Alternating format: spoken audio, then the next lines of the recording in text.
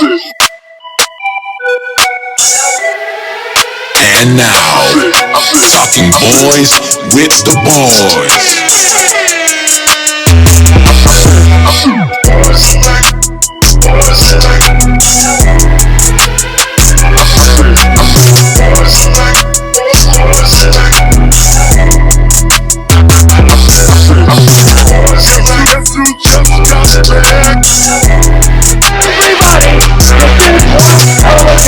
And the only thing else I gotta say is, how about this Cowboys? Cowboys familiar. What's up? This is Talking Boys with the Boys, and we're back again with some of that Cowboys fuego, along with some hurt, some pain, and I don't know, but we're gonna talk about it today on Talking Boys with the Boys, man. Y'all already know how it goes. I'm your host, Adam Y, along with my co-host, the mayor of Fuck It Bill, Mark D. This is your boy Mario, also known as one of a million devastated Cowboys fans. Todo fucking Cowboys land. All of Cowboys land, baby. All of Cowboys Nation, man. Hey, bro. Hey, the only more silent it was last night was after the game, than before the game, bro. God damn. Man. Set in. Hey, man, we were hoping to bring some joy today. And we're still gonna give you that, of course, because we're just some funny ass guys, and y'all are gonna laugh. But I tell you what, man, there's not much humor going around except for this team, man. It's atrocious, and we're gonna get to the bottom of it when it's all said and done. Mark D, bring us in with some Cowboys news, dog. What's good, Cowboys Nation? Look good, feel good, pod good. Let's gag, baby. Son of a bitch. Welcome to Fuck It Bill. I'm your mayor, Mark D, and this is your city council here. Quarterback Dak Prescott is having surgery to repair and stabilize his thumb. Following surgery, a definitive timetable will be given to see when he'll come back to get all we thou again. I mean, when he'll come back to lead this team again. It was reported Connor McGovern suffered a high ankle sprain and is likely out 4 to 6 weeks. Considering the severity of it, high ankle sprains can be tricky, man. So I wouldn't lean anywhere on the 4 weeks on the 4 week time frame. J-Ron, the pterodactyl curse, was seen leaving the stadium on crutches Sunday evening with what was initially considered a knee sprain. No ACL injuries, but the MRI today showed that it was an MCL sprain. So you're looking at probably, the standard to that is 2 to 4, but considering it's the MCL, I'm not playing with that. So we'll see probably 3 to 6, depending on the severity of it and where it is, what kind is it. So back to you, BB. All right, man. Well, y'all already know. If you joined us last year and you've been part of the Talking Boys with the Boys cartel and you've been riding with us, you already know when it's regular season, we got the good, the wrong, and the ugly. A bunch of ugly today, baby, and we're going to get straight down to it, man. But first, we're just going to go ahead and go around the room, me, Mark D, and Mario, and we're going to give you the good. It wasn't a lot, but I'll go first. Micah, that's all I'm going to say. Yeah, definitely, bro. And specifically the evolution of Micah, not just Micah himself. Yep. Because we can talk as much as we want. We can go through all these things. But one of the things that we always focused on is that Micah was going on based on piss and vinegar last year getting sacks. Thanks. And yesterday, I saw a spin move once he set that left tackle up that looked like it looked like a basketball player going baseline and coming back to the middle. That personally, I'll give you this. That's actually my favorite move to use in basketball when I go baseline, spinning back to the middle. So when I saw him do it and when he planted and it was so fluid, it was beautiful, man. That, Micah was another good real quick, but it also coincides with the bad, was Trayvon Diggs. Okay. Now, 2 things that I saw Trayvon actually do good, or a few things, but the main things to me was you saw where where the opposing offensive coordinator was trying, Byron Leftwich was trying to focus on the double moves. He was not falling for the double moves last night. They had about 3 to 4 times where they tried it on Trayvon. They tried him. He wasn't. And they did. They tried him, and he was right there with it. I think he had like 2 batted balls on attempted double moves where they were just going to go anyway, regardless of what he was going to do. Now, the fuck this, ugly of Trayvon Diggs was doing his best Dion impression yesterday, and it wasn't, intercepting the ball. It was making business decisions on the outside and run support. And I can't even call that a business decision because sometimes Dion would fake at it, and Dion was one of the best. I mean, I've never seen a better actor in sports outside Manu Ginobili than Deion Sanders, man. He faked like he's going to come for the tackle. He'll get hit by somebody and fall down like, I didn't get there, man. Trayvon sat there and backpedaled away from the tackle. Oh, yeah. He literally backpedaled like he was still in coverage. Bro, he wanted not a single part of Fournette coming downhill, bro. Not one, dog. And like I said, hey man, earlier I was talking to Mario, dude, and I was just like, man, did you see when Trayvon went ankles? He did not. He went ankles. The one time he did go, he went ankles, and it could have been a 3-yard gain to turn into a 6 or 7 yard gain because he went ankles, man. I mean, of course, I don't expect him to go toe to toe or go shoulder to shoulder with this guy, but but when you break down, you can't go. He's breaking down, and at the attempts that he did make sometimes after backpedaling, he was assholes to elbows, bro. I mean, he's dropping down and getting his eagle on sometimes. You know what I'm saying? Like, what are you doing, dog? Like, what are you doing here, man? Yeah. That one play to Fournette, he didn't even aim for the ankles. He aimed for the soles of the feet. The soles of the feet. He wanted no fucking part of that, and he put his head down. He just dove towards him. Seriously, but I saw that last night too, Mark. And going back to your good real quick, I'm excited to see the growth from Trayvon in that aspect because he did fall for a lot of double moves last season. Yes. That's what he was susceptible for, because of his gambling nature, that the way he plays the cornerback position. So we knew Byron Leftwich and Tom Brady were going to come out and try to exploit that from him, and I think he responded really well. So that that's the good part. And as far as your ugly, man, I saw at least 5 plays where he was just backpedaling with the runner coming towards him, not even trying to shed the block. It was like, he was acting really well. Like you said, Dion used to do, he was acting as far as like, oh shit, I'm blocked. I can't get off. I can't shed the block. Yeah. He wanted no part of Fournette, man. Fournette was a load last night. He ran for 127 yards on the left side towards Trayvon. So, that was pretty bad. And as far as my good, I think it's easy to focus on the defense, right? Because there weren't too many bright spots on the offense. But something I was encouraged by last night was the play of the O-line, especially in the run game. Tyler Smith. We were effective. Tyler Smith played great. He had that one false start penalty. He didn't have any holding penalties. They only gave up 2 sacks of Dak Prescott. One was on his side, but that was like immediately after McGovern got hurt, and it was some sort of miscommunication between Tyler Smith and Farniok. Honestly, Mario, I kind of put that one on Dak, bro. When he came free, when the defensive end came free, it looked like there was an adjustment that needed to be made that wasn't made, because where they blocked to was completely away from the defensive end, man. And he was just let free. And Dak saw that and still didn't compensate for it. You know what we pay him to do? He should have. It looked like he should have slid protection. You know what I'm saying? That even on that sack, it looked like Tyler Smith did his job by blocking down towards the right. That was likely the blocking scheme for that play. But going back to the running game, I was really encouraged by it, honestly, and I'm glad that we saw that, because moving forward without our QB1, we're gonna need the running game more than ever now. Yeah.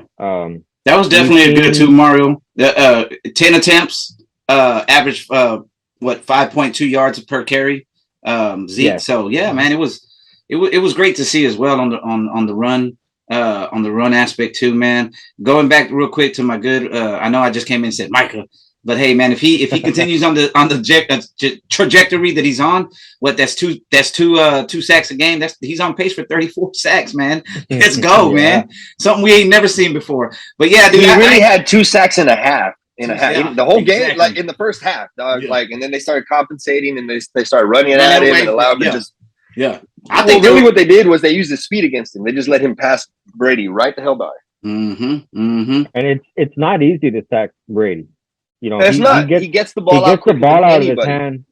Yes, he gets the ball out of his hand really quick, and he's got what 23 years in the league. You know now, what though, man? Years, like, last night showed you why even Pop Gun Arm Brady is the GOAT. Mm-hmm. He can cut his playbook into a quarter. Yeah. 35% of his playbook, because he didn't have the throws he usually makes, the back shoulder, anything that really challenged his arm strength or anything like that. He just used what he had. He knew that he had a certain amount of time to run each play because of that offensive line. He knew that he had to get the ball out quick. Initially, they ran the ball, ran it right at our ass, big boyed the fuck out of us right in the mouth. Okay. And then on certain downs, when they thought that they were going to have an obvious running down, here's Brady popping up and throwing a little short crossing crossing pattern. Basically just ripped out what Kellen Moore was supposed to be doing. You know what I mean? Exactly. Yeah, I mean, Brady said, okay, this is probably what they're going to do to us, so I'm just going to do it to them. You know what I'm saying? Or Boyz or whatever. But I mean, it's exactly what we should have did. That's exactly what we should have did. You know what I mean? That leads us into the ugly. Come on now. Let me give you the wrong real quick, man. I want because I got to go back. We got to go back to last week. We said a lot of things last week. We said CD was ready, right? I was wrong about CeeDee Lamb, right? He was 2 for 29 on 11 targets. His drops were a problem again. I was wrong about TP. I said TP about to tear it up. TP had 6 carries for 8 yards, averaging 1.3 yards per carry. And then I was like, Turpin, this boy Turpin about to come in. They're about to use him. They're about to do all this shit with him, man. Turpin, 0 touches on offense, averaged 10 yards per return, man, and never flipped the field. It was disgusting, man. And I was wrong about those three players, man. So I don't know. There's plenty of wrong that we can discuss, man. But I was definitely wrong about those 3 players, man. So I was wrong about the fact that Kellen would understand he had more than one tight end. Yes, man. Yes. I mean, you would think that he would bring a few of those, maybe Ferguson in to block a little bit. I mean, I was wrong on that end. I was wrong on the impact any defensive end outside of Micah would have, to be honest with you. And my wrong is very similar to Adam's, involving the same players. My wrong is Kellen Moore's utilization of the weapons that were being hyped up. Real quick, Mario, what happened to Turpin? Did we come out in 12 personnel or am I tripping? Did we come out in 12 personnel only to fucking help the line block? That's what it I didn't like. see Ferguson, so I don't know. I mean, I saw we came out in 2 tight end sets half the time. Several times. Yeah. I was like, I had some technical difficulties on the first 3 yeah, minutes. you did. He said, hey, this fool texted me talking about my Theo's goddamn TV. Oh, man. Yeah, dog. I said, because I texted this fool and I was like, man, are you at the house? Are you at the house? He was like, nah, fool, I'm at my Theo's, man. It's goddamn TV. Hey, dog, I was watching that shit on my phone. All right. until we got it connected to I don't even want to discuss it. It was shit from the very beginning. Right? Shit from the beginning. I knew it. I knew it was going to be like this. But the thing about it is, man, and what we're going to be wondering for another 7 to 8 weeks is this fact. Is it Kellen Moore's that bad? Is it Dak Prescott didn't have a handle on what he wanted him to do? Is it a combination of the both? Is one worse than the other? Because I'm going to tell you right now, and Cowboys Nation has a sour taste in their mouth, and they're going to have it for a bit. And I'm sorry, but this is starting to progress and trend in a very negative direction for QB1. Yep. Those are facts. I mean, because last night... That brings me to the ugly. I mean, because if you say this, man, what if Kellen Moore had Tom Brady? So is it Kellen Moore's fault? You know what I'm saying? Yeah, that's true. But what I'm trying to tell you is last night, dog, you can say what you want about Kellen, and we all love to focus on him because we've all been negative towards that. Yeah. But I'm going to tell you right now, that was the worst game I've ever seen Dak Prescott play.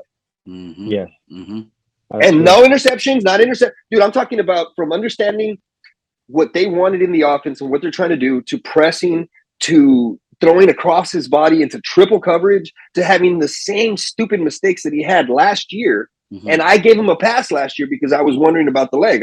I saw the velocity of the ball. I saw him throwing little fucking duck farts every once in a while at certain points. But then yesterday I'm seeing him do the same thing. And I'm like, I don't want to immediately, tweet like, what was that pop? What happened there? You know, because the thing about it is, look, scar tissue pops. Yes, it does. But scar tissue pops in a 40-year-old Mark DeLeon. not in the 29-year-old Dak Prescott. Facts. Yeah, Mario was saying this earlier. Mario, you had told me earlier too on that scramble out. He looked gimpy as fuck. You know, He looked gimpy as hell. Yeah, he didn't look the same, and that's because I had gotten excited before when they ran that option with Turpin. Yeah. And Dak turned it up the field for like 12 yards, and I was like, Mark talked about that as well earlier. This is the Dak that we need to see. You know, this is the 2016, 2017, 2018, 8 rushing touchdowns per season Dak that was helping this offense with that, running the run pass option with Zeke and putting pressure on defenses to make a choice of who they're going to target in the run game. Mm-hmm. So I was excited to see that, and they did that one time only. So just to refresh my memory, which ankle did he have surgically repaired? Was it the left one or the right one? Right. It's his right. Was it's it his the right. left? It was right. Yeah, it's the right. It's the one he pivots off of, pushes off of when he's throwing the ball.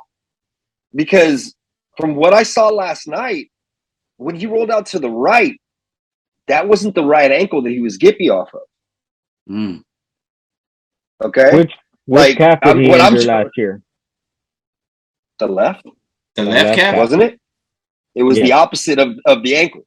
And rolling out to the right. Mm-hmm. Mm-hmm. Yeah, because I'm telling you, because you're describing it right now, and I'm like, wait a minute, because on the play, I'm not doing this with the idea that, okay, I know what ankle's the hurt one. I'm doing it based on a therapist who's looking at somebody do something in a negative way and go, but when you roll out to that way, that's the left ankle that you're putting in the floor to go that way with range of motion and strength. Mm-hmm. So what the hell? You know what I'm saying? Like, yeah. Like when they reported that pop, did we all look at what ankle got? Okay, so surgically repaired ankle. What? Like, dude, I don't know, man. Like, we all kind of glanced over that, and me myself, I was like, well, yeah, my ankles pop, and I just put it in the back of my head. But I'm like, then I thought about it, and I was like, yeah, but when I was 29, they didn't. Yeah, strained calf, right? Strained calf, broken ankle. Let's go there. Strained calf, strained lat, broken finger. Strained lat, broken finger. Is Dak becoming injury prone, fellas? Well, we did a little number on that before on this show last season. We were looking at the comparison in early in his career to now, and how much he's been injured and how it's been a trend. Yep. Okay. I mean, any human body can only take getting knocked the shit out of them by grown ass men running like Mack trucks only so long. That's true. All right. Tony Romo showed that.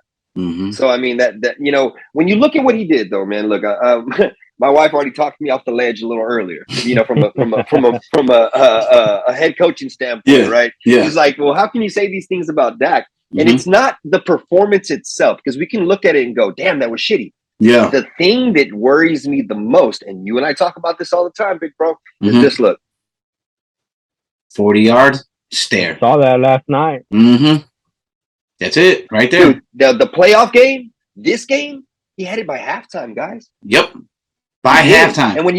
And when you look at our Dak, our leader, the guy that just, that's what he hangs his hat on. That's what he is. He is the guy that, can run through the brick wall, and we all believe he can. Yep. So what if he can't, if he thinks he can't do that anymore?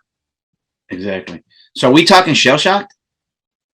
He had that 40-yard stare, and he looked like the worst thing you can do as a quarterback is not want to make a mistake, because then that turns into quicksand. Yep. That turns into that shit from the replacements real quick. Yep. All right. Oh, You don't want to make a mistake, and it turns into another mistake. You don't want to make a mistake there, and then you turn to another mistake. And that's how you get injured too. Yep. That is how you get injured. You play tentatively, and then you press a little bit too hard, and then something happens. And dude, from down to down, if you know Dak Prescott the way we do and the way we've watched him his whole career from preseason to regular season games, he was pressing, man. He was pressing. He was pressing with the idea to not get hit sometimes too. Mm-hmm. Mm-hmm. I mean, it's interesting that you bring up the stare, and that the last time we saw that stare was when? Back in January versus San Francisco, right? Yep. So the Bucs did pretty much exactly what the 49ers did to us in January. Yep. They just rush 3 or rush 4 and drop back in zone. Yep. So frustrate Dak, make him press, and then he just goes without. Like, honestly, man. So, you know what I mean? Because he looks like he's trying to figure it out, and that's the worst thing you can do in sports, man. Mm-hmm. And that's my ugly for today. is Dak and the passing game. It was terrible. Yeah. And it was almost a carbon copy of the playoff game back in January. But you know what? You would think there would be some growth from that. Mm-hmm.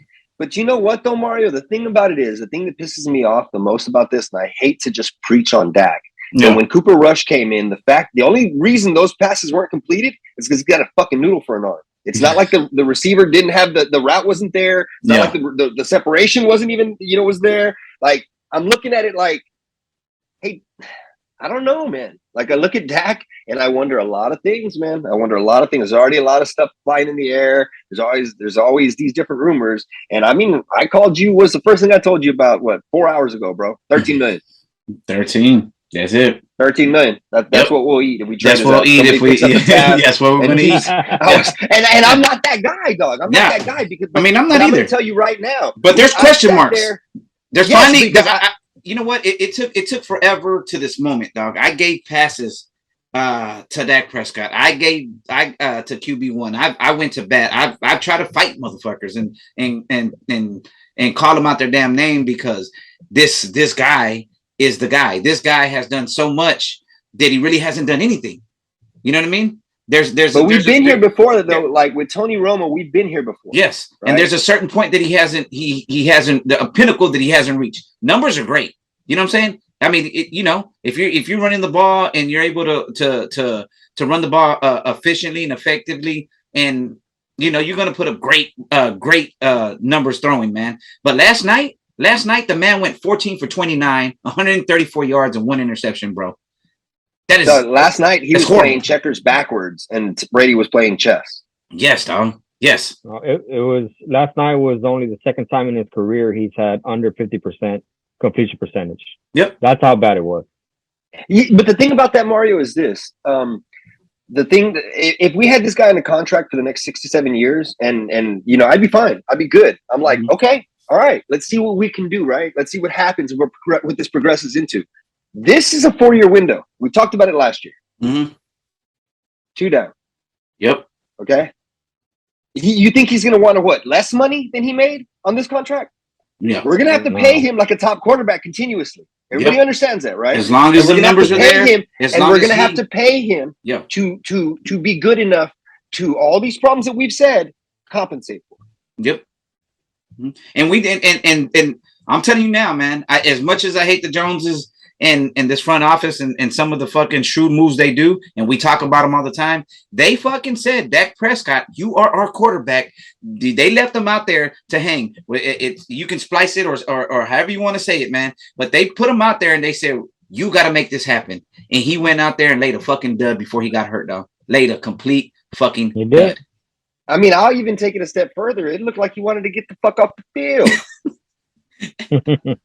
I mean, seriously, I know people are like, oh, God, Mark, yeah, right. Nah, dog, I'm telling you right now. This dude was like, man, yeah, oh, my God, that hurts. You don't see that? It's like, Dak, I see it moving. I see the range of motion, dog. You want a buddy splinter with the other one and get your ass back in there? Like, God damn. Like, seriously. Like really, Dak. So in your mind right there, I got to go to the locker room. There's 7 minutes left. Our best option to win is Cooper. That's what went through your mind right there, Dak? Mm-hmm. Mm-hmm. I don't know, bro. They would have had to hide Tony's helmet. Hell yeah, that fool would have went out there with a goddamn bone sticking out the side. Jason Witten, still throw it. You think Jason Witten would have went to the sideline with 7 minutes left and been like, "Hey, God damn, it hurts, dude. I don't know what's wrong." Hey, Brett Favre played with a broken thumb. That's right. I remember that. Look, and I'm not trying to even be that dude. I'm just trying to say, dude, like the expectations we have for Dak. Yeah. What we have said, we kind of glossed over it too on this show, dog. We gave him a pass because of all our favor towards this. Yeah. Because at the end of last season, we even said, "Hey, can this guy do it mentally? Mm-hmm. Can he?" Because that San Francisco game wasn't really the first time we've seen the shell shock Dak. I've seen bits and pieces. I called him CP Dak for a little bit. Remember? Yep. These are facts. It wasn't just happening in the San Francisco game, guys. It's happened at different times in different parts of games. Mm-hmm. And then it culminated into a pressure point. That pressure looked like it busted his pipes. Mm-hmm. And guess what? Tom Brady, home field, week 1, September 11th. That's a lot of pressure too. That's right. That's right. And it looked like it busted his shit. And I'll tell you this. Denver did it to him twice. Yeah. Yep. And my only issue is, man, I've gone to bat for this front office, dog, and the moves that they've made, and it's solely because of Dak Prescott. Like y'all have heard me say this. Y'all have heard me say, man, if Dak Prescott is that guy and the guy that we expect him to be, and the trajectory that he's been on since his rookie, since 2016, man, you know what I mean? Then he should be lights out right now, dog. With as little as he has, in my opinion, he should be lights out, man. It shouldn't be still throwing fucking picks to guys sitting underneath that you can't see. What that shouldn't be there. It's supposed to be Aaron Rodgers, isn't it? Yes. Forcing a tight throw into a fucking itty bitty window to CeeDee Lamb with 5 motherfuckers around him. Like that is not just that, shit. Man. You want to know what was worse than last year? This in the San Francisco game when he got that early pick, the progression was he read from deep to shallow, right? We talked about this already, yes. And he didn't see the linebacker there. The progression on this one was deep to shallow again, but this time there's 3 motherfuckers sitting in front of the route. Yeah, he still threw the ball. And the linebacker didn't come out of nowhere and get it, which is still a mistake because you didn't read the right progression. Yep. He made him, the progression was wrong. What's up, buddy? And he did the same thing versus the Redskins. Commanders, sorry. Versus the Commanders. Comadres, yeah. He did the same thing with them too. He didn't see Cole Holcomb right in the middle of the field. Yeah. And using the same progression sequence. I guess we're not seeing the growth we expected, right? I think that's what it is. And somebody posed that question today. I think it's mentally, man. Dak reaches, is he already at his ceiling? You know, we're talking about, okay, he's in year 7. Mm-hmm. He should be getting here already, but he's still here. Mm-hmm. And you know, you guys know how much I've complained about this front office and the moves that they've made. And oh yeah, I don't think they've done him any favors. No, you know, they haven't. And you try to look at this in a vacuum, right? Because you have 2 examples from yesterday. So, you know, Amari Cooper's gone. The 3rd round pick he was fucking inactive, right? Mm-hmm. So you're saying, okay, well, that dude, that shouldn't matter. Mm-hmm. He needs to come out here and he needs to lead this team, right? Mm-hmm. But he's not Aaron Rodgers. But what happened to Aaron Rodgers yesterday without Devontae Adams? Mm-hmm. He looked like shit.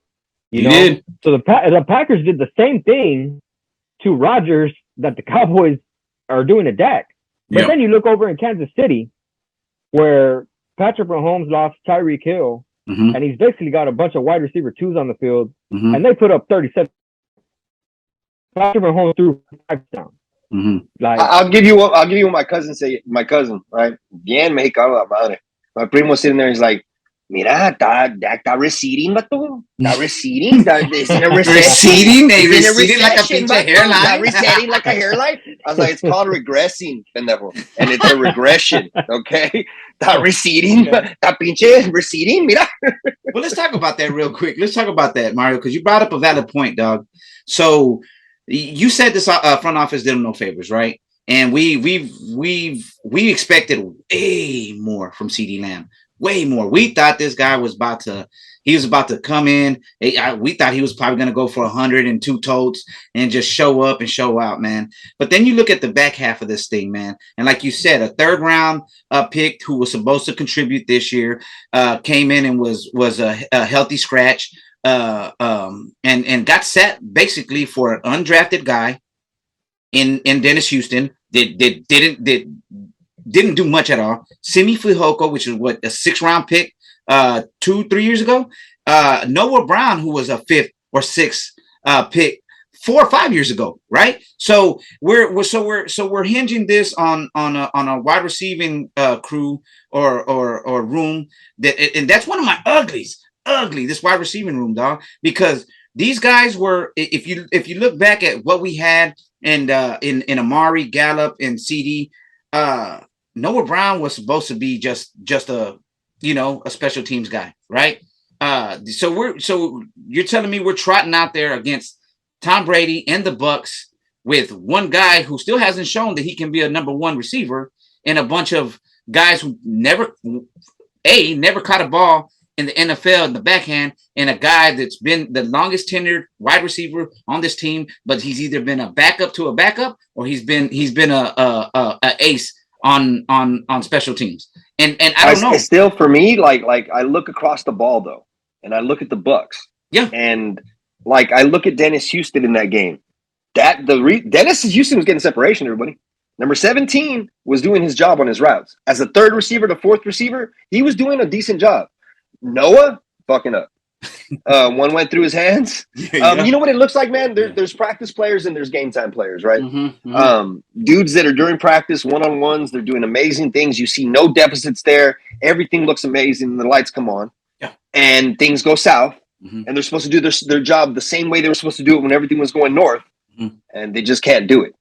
But you know, I hate to come back to this. I really do. And everybody's just going to hate my ass for this. But it's like this, man. There's bosses and leaders. And last night, Dak Prescott was neither. Ooh. Yep. Because the thing about it is, CD. Okay. Yeah, he's a dog, right? But they feed off each other. There's certain things that happen that have to happen so that things can occur and you can get on a roll or get momentum. One of those things is catch the fucking ball, CD. That's right. Okay? Because the thing about it is, in this offense and what was going on last night, there were limited opportunities to do things.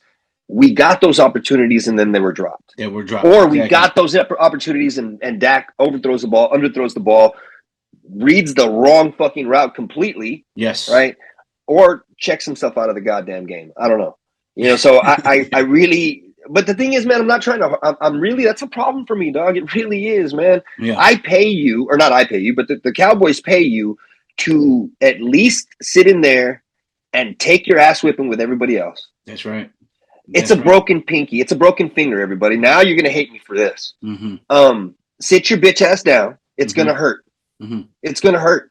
A few run pass options, a few other things. What would Cooper Rush be able to do that you couldn't do right then? Because I didn't see a ball flutter out. I didn't see him. I saw him off target. I saw his accuracy horrible, but I didn't see one where you went, oh, there's something wrong with the hand. Nah. Shit, take your ass in there. Yeah, go to run pass option mode, baby. Let's go. Something, dog. When as soon as he gets out with 7 minutes left, the whole game's deflated. Everything's done. They give up. Yep. It's done. And he was okay with that. Sorry. I'm sorry, dog. I'm sorry, man.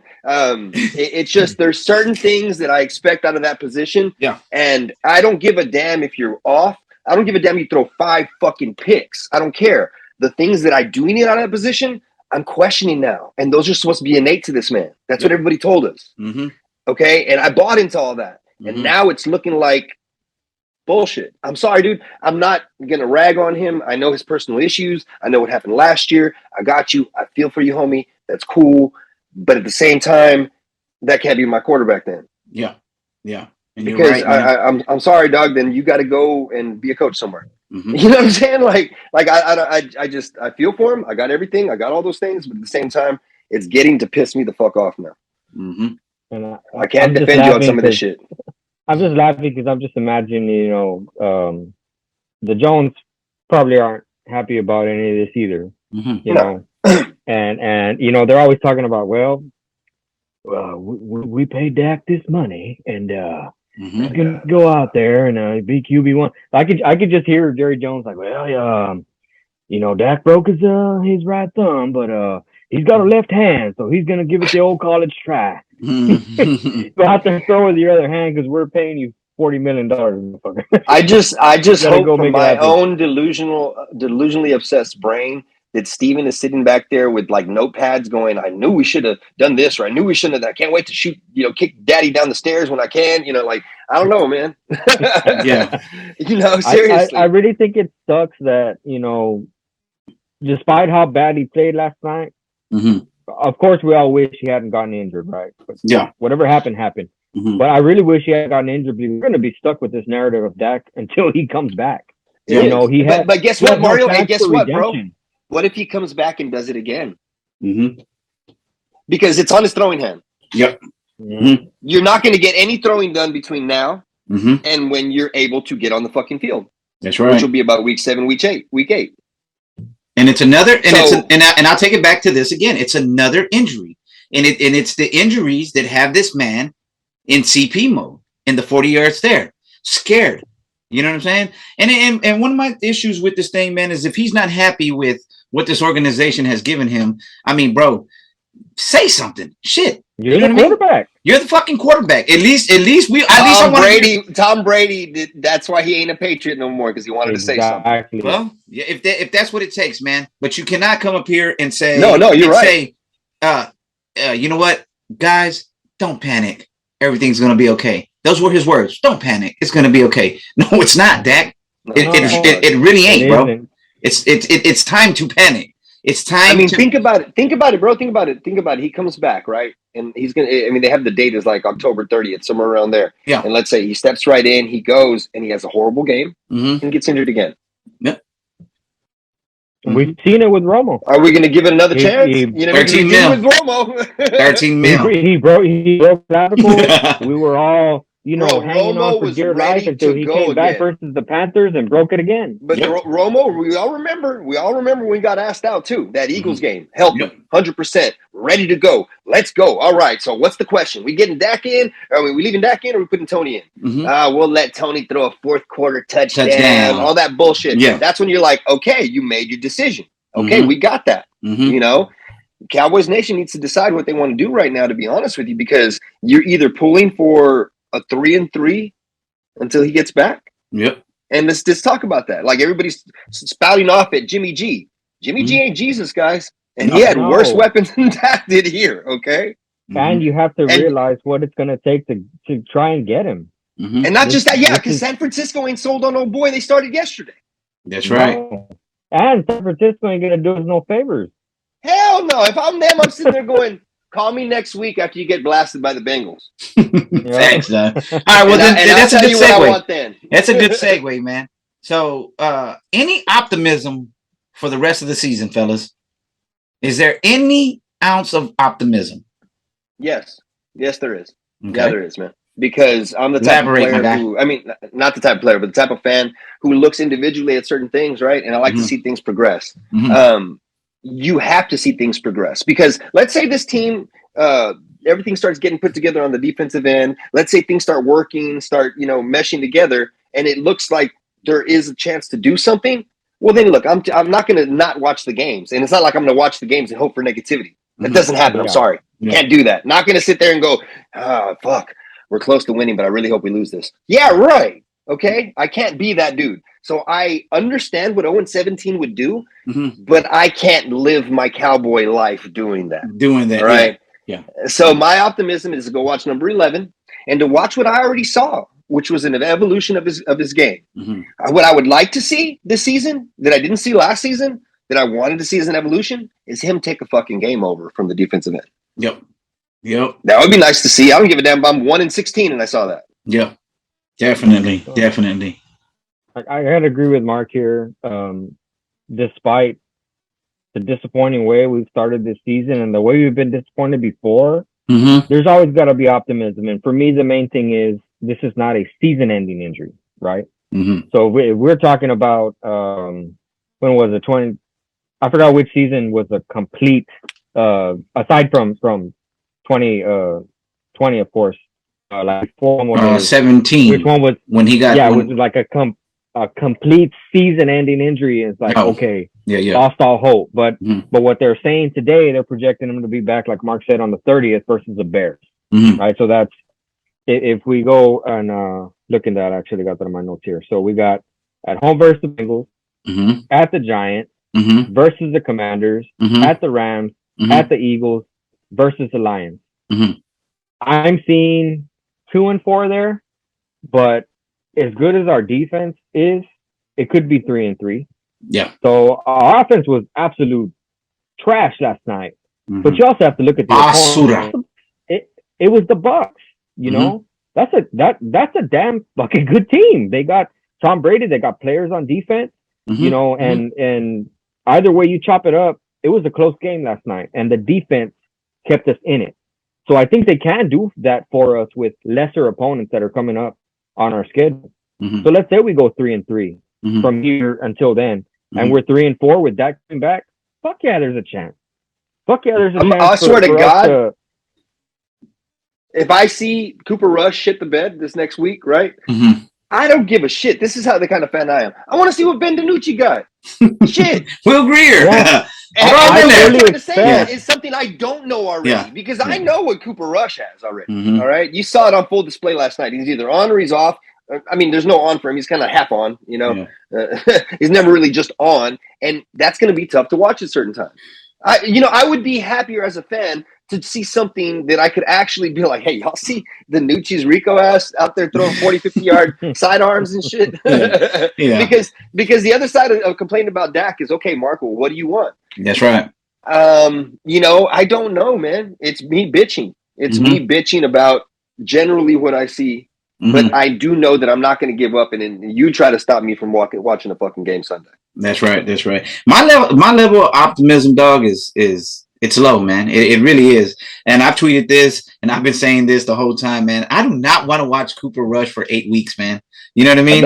That's just horrible, man. And I still think right now that in the inkling of optimism I do have, dog, is the fact that right now, and I said this to Mark earlier, right now is the time for the Joneses. If they want to turn this thing around, right now is the time to fucking drop their nuts on the fucking table and put Peters in. And I'll ask you guys this. Are we moving the kid back to guard and moving Peters out, or vice versa? And let's run with this and go get you somebody who's better than Cooper Rush to drive the train, and let's go get somebody. We got money. You can go get better options to go help CD right now, man. Because as it stands right now, it's not working out, man. And I think right now, man, that's the only optimism or the only inclination of optimism I have is we can still do something because of this defense offensively, man. We need to just go do it, man. And I don't want to be sold that Cooper Rush. We're putting our eggs in a basket with Cooper Rush. He's gonna do just fine till Dak gets here. Because guess what, guys? In 8 weeks, if we're 1-7, Dak's not coming back. He's not coming back till next year. No, for what? You know what I'm saying? So it does that. So coming out here and getting on 105.3 The Fan and Steven saying, well, we're gonna discuss and see what we got, but everybody has faith in Cooper Rush. No, the fan base doesn't. You know what I mean? But the thing is, you're glossing over a big fact though. Here is the fact that I don't think they give a shit about Mike McCarthy. Man. No, and that's they don't. They don't. So what are you gonna do? Are you gonna, if you're Jerry Jones and Dak Prescott's now injured, and you have every excuse to get Mike's ass out that we all know he wanted because he's never made a secret about that. You gonna go and help him his ass out to win right now? No, he's writing the Sean Payton check for next year, man. Yeah. My only issue with Jerry and them, man, is why waste a whole nother year? You know what I mean? I got you, man. Why waste a year trying to do things and trying to fuck the team when the team already? You want to know why? You want to know the other thing why? Because if you bring a comparable quarterback in here, you're gonna have to pay CD. Yeah, and if you bring a comparable quarterback as well, now you have them saying, "Oh, this guy is better than your $40 million quarterback." Yeah, you know what I mean? And they're not going to do that. And the other thing is, man, like right now, remember what they did with Gallup when he got injured, right? They held him out a little bit. They held him out for 2 or 3 more weeks. They wanted to curb his numbers a little bit, so they ain't got to pay him. They can, you know what I mean? That's what I really believe that their intent now is to have CD on the cheap next year because they're going to have to pay Micah at some point. Fuck, there we go. Hey, Micah, you want to play quarterback? You want to play quarterback, bro? Fuck it. Let's go. Put Micah back there at the Wildcat. Show me you want to win. But with he was a running back in high school. with Gallup though, Amari Cooper was playing well, CD was playing well, Cedric Wilson was playing well, Dalton Schultz playing well. I think they're gonna feel some sort of desperation, which you're talking about Jason Peters coming in week. He's not supposed to come in next week. He's in his ramp up period. He's supposed to come in week 3. Yep. And everybody's already saying, "Oh, Peters coming up against the Bengals." You think they're gonna be that desperate? I know the one solid thing I want. I can see them calling up Alarcon. The one solid thing I want, guard I think Tyler Smith needs to sit his ass at left tackle He doesn't need to be moved. He doesn't need to be fucked with. We need to give him this time now because the biggest question mark is this. Oh, when's he going to get my quarterback killed? I don't give a fuck. Go get his ass killed. That's I don't right. care. That's right. So let's get the growing pains out of the way right now. Well, the only reason, and one of the reasons I bring up Peters as well is because the Cowboys got flagged for 10 penalties last night, man, and 8 of them were on offense. Terrence Steele got one of them were 10 penalties. 8 of them were on offense, and Terrence Steele had 4 false starts, dog. Was like 3 in a row on one drive. 3 on one fucking drive, dog. So we had 10 penalties last night. Again, carrying over this thing that we're the highest. We carry these penalties. We're carrying them over since last year, and 2 were on special teams, none on the defense, man. So that tells you what position groups are really getting Man, how do you know Dak wasn't fucking up the snap count? yeah. So yeah, man. I mean, I don't know, dog. Terrence Steele was definitely ugly. If we're going back to uglies, man, and very fucking disappointing in that guy right there, man. But all right, so that game was a dead horse, right? Dead fucking horse, and we're beating the shit out of it right now, man. And, let's leave it tied to the ground. Fuck that bitch. All right, well, man. Well, let's move on to next week, dog. We got the Bengals. The Bengals are coming in. Joey Burrow had 5 interceptions, 5 turnovers, some shit like that. 5 turnovers, crazy. 4 interceptions, 1 fumble. Yeah, something crazy. Still had them in a position to win, though, fellas. So I want to get some Tony Romo-ish. Yeah. So I want to give him some key. I want to get us some key matchups, man. We still don't. I mean, from all points, from everything pointing right now, it's going to be a Cooper Rush start. They're going to go ahead and go in there and give them the start. So let's get some key matchups for this game and see what it would take for us to win this game. Mark. Well, I'll go first, man. With this, I'm looking at Trayvon versus Jamar Chase. That's going to be a good one. Well, the thing about it is I just talked as one of my goods, right? Mm-hmm. Noticing Trayvon's technique, not getting caught on double moves. With Joe Burrow and Mr. Chase, you better watch your ass with double, triple, fucking round. I mean, they use him in all sorts of different aspects. Man. What I would do with Trayvon if I'm DQ is I'm just letting him run around with his ass all night. Yep. I'm just letting him follow him around and run around with his ass. That's the matchup I'll look for right there from that end, from that standpoint. And then Micah, what I learned yesterday is doing matchups for Micah is going to be really hard for the whole season. Facts. Because this dude is lined up everywhere. Mm-hmm. Wherever the weak point of that defensive line is where DQ goes to put him. Early, it was worse. Mm-hmm. Later, it was when Smith went out. And then he started coming up through the A-gap. And then they started gashing us with the run. So I'm going to be very interested in seeing that matchup, and I want to see who takes Curse's spot. Yeah, absolutely. Yeah, for me, one of my key matchups would be Joe Mixon, man. From what I saw with Fournette, man, Lenny, I don't want to see Joe Mixon get off like that, man. I'd rather have. I don't know. It's pick your poison. I don't want to. I don't want. Like you said, you want Trey to stay on him. We all know Trey plays in phase instead of out phase. You know what I mean? But it seems like he's changed his philosophy a little bit. He's keeping the guys in front of him rather. You know what I mean? Instead of being so what's the word, man? Trying to jump routes and shit like that, man. So I swear to God, if Trayvon makes a business decision on Joe Mixon's 30 pounds, about 25, 30 pounds lighter than Fournette. I'm gonna be pissed off. Yeah, that ain't happening. But that's a linebacker. That's a running back. You better tackle, man. But that our run D, man. It was horrible. It was horrible, man. It was really nothing up the middle, man. But going off the left guard and right guard, and I saw the next gen stats for Lenny. He was going off his left guard, dude. Hey, 15 yards a pop, 10 yards a pop. I said, Jesus Christ. Basically, he was telling me is anybody scared of Leonard Fournette? Yeah. You did say that too, dog. But I said crazy. That. Yeah, Hey, you were wrong about that. That's what you should have said. I was wrong about that. I was wrong about being scared of Leonard Fournette. But it goes back to well, I will say this: as great of a quarterback is that everybody claims Burrow is. You know what I'm saying? Joey Ice, and he can throw the ball with the best of them, man. Apparently his decision making was pretty awful. If he got 5 picks, but he said he forgot he was a quarterback. Yeah. But he can't. He's not Tom. And Tom last night was like, oh, there's 11. Lenny, you're going this way. Oop, you know what I'm saying? Yeah. Oh, there's 11. Let him rush. That. Yep, let him. Hey, just let him come by real quick. Godwin on a little slant. There you go. Julio on a little slant. There you go. Yards. Hey, dude, their yak was disgusting, man. I swear to God, too, there was that one play that went up to the sideline, right? The one that everybody was like, damn. Collinsworth was like, look how fast Micah got there. This guy is ridiculous. You know, the first thing I was thinking about, I was like, did Tom do that to get this dude tired?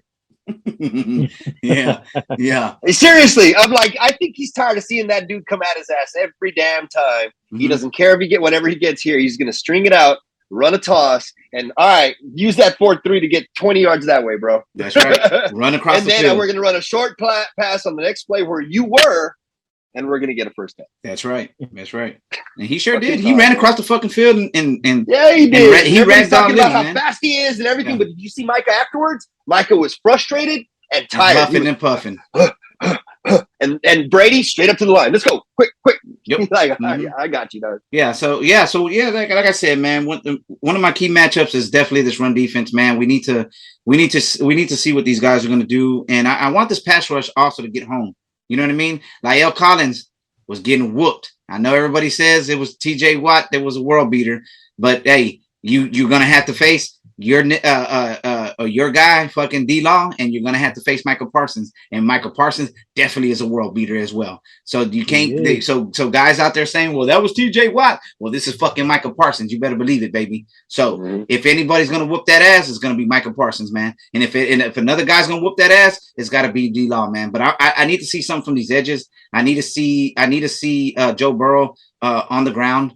You know, I need to see. You know my optimism. You know, bro. You said my optimism. My optimism is this: Micah Parsons is such a good player that knowing he can't rely on the offense at all, because that's what's going to be going through his mind. He ain't going to be like, okay, shit. No, he's going to be going. It's going to be a 3-and-out every fucking time. Yeah. So he's going to be trying to do more things. We might see him, like I said, take over more games. You turn into the player that we all could think he could. Yep. Out of necessity in the next 4 or 5 games. So. LT, right? LT number 2. That's what we're hoping. That's what I'm saying, man. You know, that's my optimism for this. Just fly around with like your chicken with your head cut off, trying to hit fucking everything. Facts. And my defensive matchup is also Jamar Chase, but I got to pivot a little bit away from you, Mark, and I think it's going to be Anthony Brown, because if the Bengals are smart, they're not going to put Jamar Chase on Trayvon Diggs. Trayvon Diggs, as much as we want him to travel with the receiver, Dan Quinn doesn't really have to do that. So I think Chase is going to be strategically lined up away from Trayvon Diggs on Anthony Brown. And we saw the struggles that Anthony Brown had last night with Mike Evans. It looked like he was playing kind of safe. Like he didn't want to get beat deep. So he was giving too much of a cushion. He was giving up those underneath routes. Right. So you see, Mario, but I think that they don't let him travel because he takes too many risks. And I think now that you're going to have to work this in, bro. I really do. Because I don't like in former defenses, Richard Sherman, that's what they did with him. They would give the the primary receiver to somebody else, and Richard Sherman touched down the secondary receiver, and they bracket the other guy. The thing with this, though, it's like, okay, if you do that, I'll do it myself because I made fun of him too. No more Jalen Ramsey comparisons. He's better. So. Let's go. That's it. If you do that, if you put Trayvon on the secondary receiver because the first receiver is too good and might burn his ass every once in a while, and you got to bracket him, let's stop the fucking Jalen Ramsey comparisons. Because Jalen's better. Because they don't do that with Jalen. They let him get burned. Facts. Mario, let me ask you this. Mario, let me ask you. Yeah. Mario, let me ask you this real quick, man. Because we all know, right, Mark? We all know Chase is good. He's going to get his, dog. He's that good of a receiver. But we cannot let T. Higgins and Tyler Boyd wreck this game. No, and so T. Higgins suffered a concussion. Yes. Okay, so he's not going to play against the Steelers. So I don't know about the concussion protocol. They already said that. It depends on who your GM is, right? That's what depends on who your GM is. Exactly. So I don't know how the concussion protocol really works. I don't know if you guys are brushed up on it, but there's a high possibility he does not play next Sunday. It depends on the testing of it, man. So, I mean, the testing of it is never shown to us what they do for testing of it. What they'll do is they'll check his light sensitivity. Yep. You can never get a beat on that because there's certain things that you can't fake, you can't hide with concussions. If your pupils don't dilate, nigga, you ain't playing. Yeah, absolutely. So the thing with the Bengals receivers is that everybody has a hard on for Jamar, right? Yeah. But T. Higgins is that dude too. So if you're looking at effectiveness, T. Higgins was arguably better than Jamar Chase last year. Jamar Chase had a fuck ton of splash plays, a lot of drops, stuff that really does not get duplicated from one season to another, right? So I think the Bengals one in the end zone there at the end, man. That catch was Odell Beckham-ish. So based on us, right? Based on To a Man on this show, do you think that Trayvon is not good enough to take Chase one-on-one? Well, I think he is.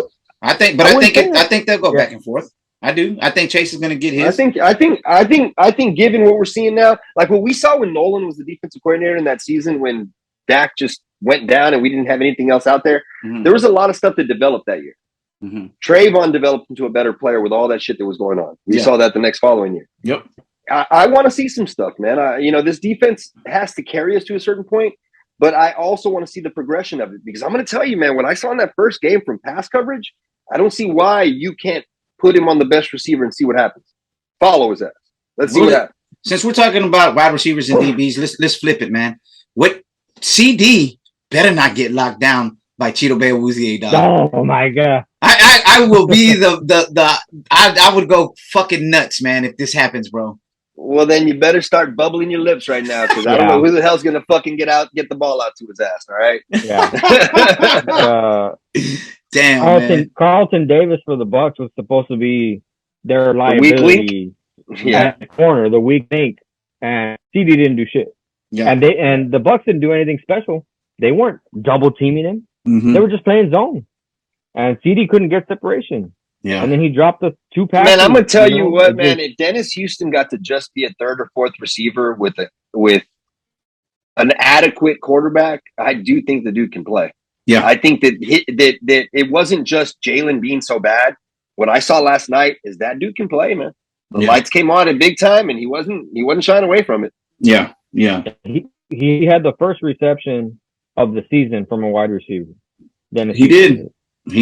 And when he was running his routes, man, he was out there getting it. And what I'm saying is I'm not looking at the production. I'm looking at the way he was running his routes, the way he was coming back to the ball. He was coming to meet the ball. He wasn't waiting for the ball to meet him. He's really well. He does, his little 5-yard digs and little 10-yard digs. They're good, man. He comes back to it, jumps right on it, falls down. You know what I mean? But I think it's how good reliable. He was, not how bad Jalen. I mean, Jalen, I think, is just we all got spoiled by early receivers. We all got this talk from everybody. Every talking head, said the greatest things about Jalen Tolbert. Yeah. And everybody looks at it as a mistake more than just how good Dennis Houston is. I don't know. Are we sure about that? Yeah.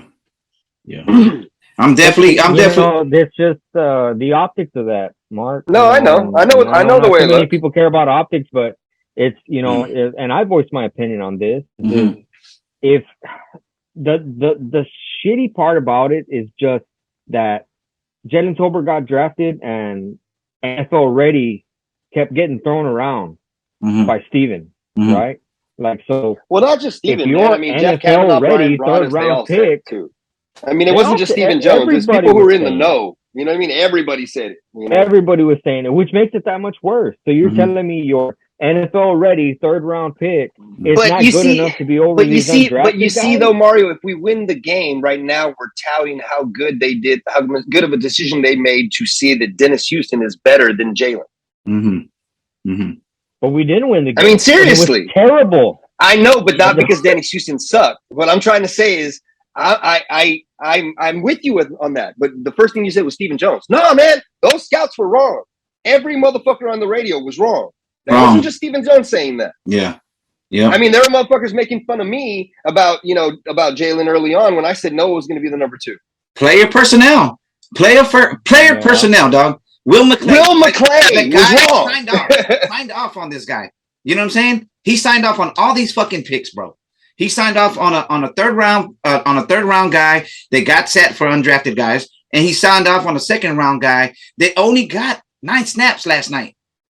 9 snaps, probably. It's like he signed off on a guy that he sat for another guy he signed off on that was taken 3-4 rounds later. Yep. And what angers me, and I think what angers others, is the fact that they won't fucking admit that.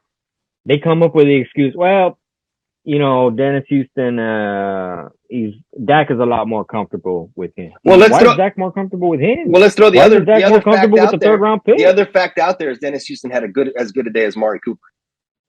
Yeah.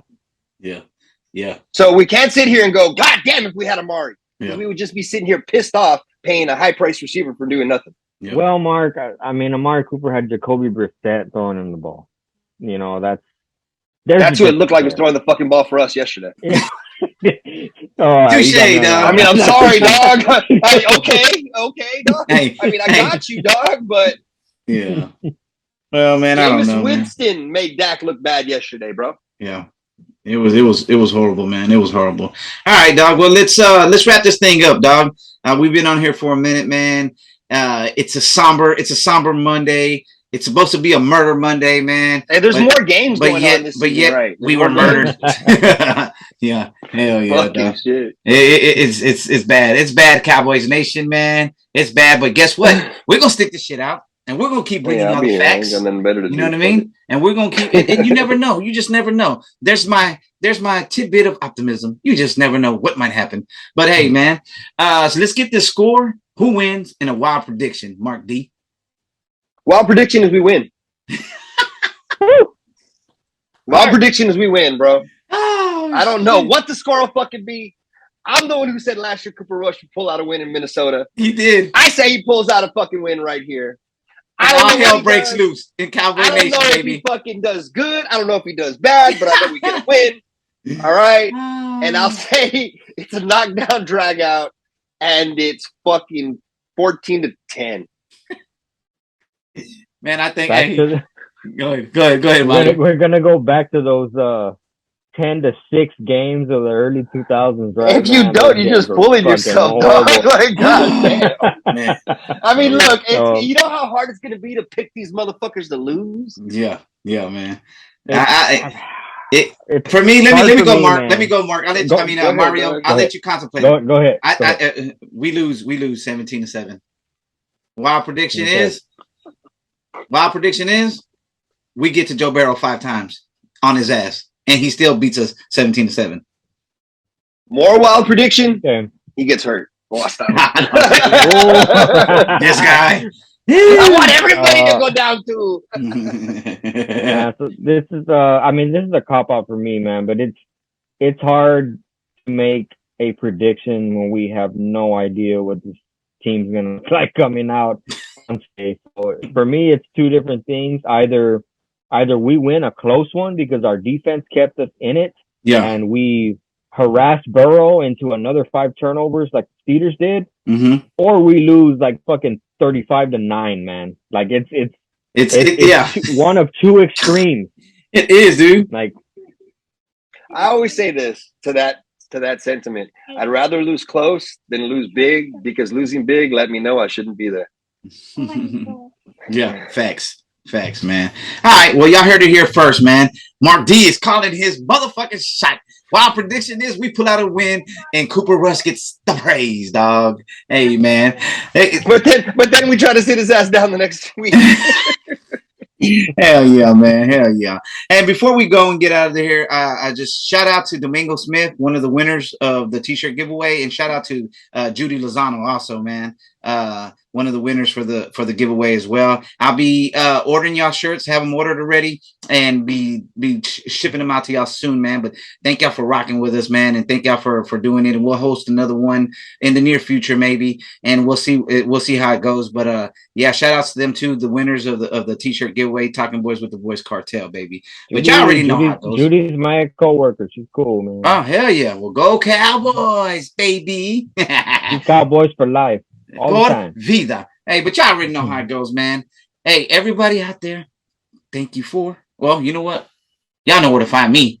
I don't even know. My trainer thought I got my teeth pulled today. I'm just sitting here. I'm in doom and gloom, baby. I just feel so bad. But hey, y'all know where to find me, man. I'll be on Twitter talking that shit, posting our shit, blasting it. I'm on the Facebook page, man. Hey, and if you haven't, go subscribe, man. We're giving y'all great content. Don't just come and listen. Hit the subscribe button. Hit that bell for post notifications, man. We really out here. We really out here doing it, doing God's work. You know what I'm saying? Ring the bell. Ring the bell. Ring the bell. Subscribe, man. But like I said, y'all know where to find me, man. I'm everywhere. And I'll pop up on you. You know how it goes, like the boogeyman. Yeah. And I'm Mark D at Mark D's Corner on Twitter.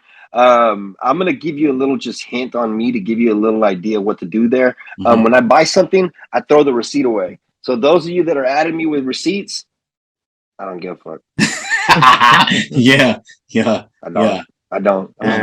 This is your boy Mario. You can find me on Twitter at Mario Powers Up. You can find me on Facebook on our Talking Boys with the Boys Facebook page. Usually I'm up there on Twitter talking shit, but I'll probably be crying for a few weeks here, complaining. Don't test me. I'll still talk shit. I don't give a fuck. Hey, don't come to me with some smart shit. Because yes, there's certain receipts I won't pay attention to, but I swear to God, I'll put the fear of God in your ass if you come from me too hard. Already. Well, everybody out there, thank you for rocking with Talking Boys with the Boys. And remember,